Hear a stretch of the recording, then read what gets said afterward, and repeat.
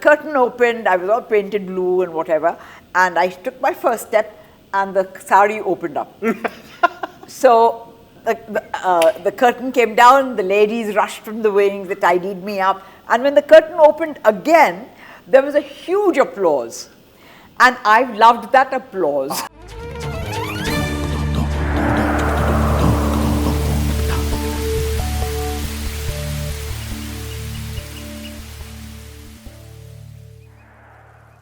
Where did this fascination with the arts start, ma'am? Look, I have been on stage since I was 5 years old. Okay, my father was in the Air Force, and there were these regular, I don't know whether they had, Independence Day or Republic Day. I have lived so long that I don't even know whether they had those in those days. But anyway, at 5 they certainly did. And the Air Force wives used to get together and have a little function. And I played Krishna. I must tell you that first experience, because I played Krishna and the curtain opened, I was all painted blue and whatever, and I took my first step and the sari opened up. So the curtain came down, the ladies rushed from the wings, they tidied me up, and when the curtain opened again, there was a huge applause. And I loved that applause. So I've been either in speaking or elocution or dramatics or whatever because of that applause. And it's followed me, thank God, till today. And yes, much deserved as well, I must add. Those were times when everything was analog and everything was all heart, and now technology seems to be increasingly taking over. How's that journey been? Since you asked me how I started, at age 9, in those days, Hamid Sayani used to be the big voice to listen to, and he used to run Ovaltine Amateur Hour, which used to be popular English songs, and I never missed it. I was 9 years old, but come 8 o'clock, we used to rush to only had radios, so we rushed to the radio and we listened to that. 10 years down the line, I met Melville de Mello. Now, these have been my heroes, and I've always wanted to be like that.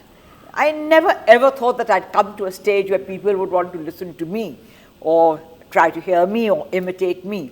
But that's how I started. No official training, there were no schools, there were no which taught you this. Just theatre in school, and here I am.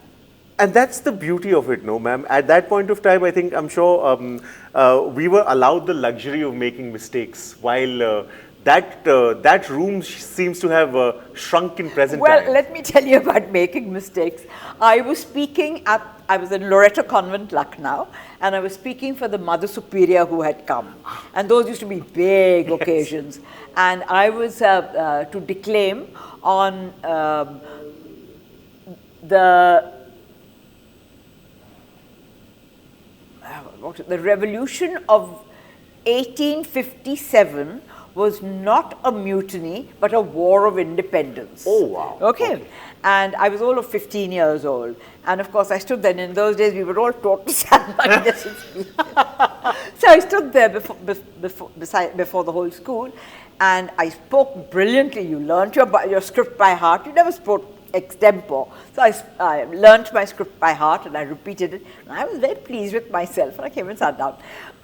When the thing finished, Mother Superior came up and said, "That was very good, Dolly, except it is not the cows of fat and pigs, it is the fat of cows and pigs." But I didn't even know that I'd made that mistake.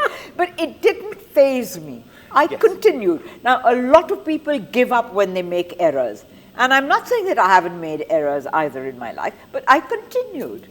And as you've said so eloquently in the name of your book itself, regrets none. Absolutely, absolutely. But as I was saying, would you agree, ma'am, that consequent generations have forgotten how to make mistakes, and more importantly, when they do fall, how to get up, dust their knees? I think a lot of that has to do with the kind of upbringing they've come up with.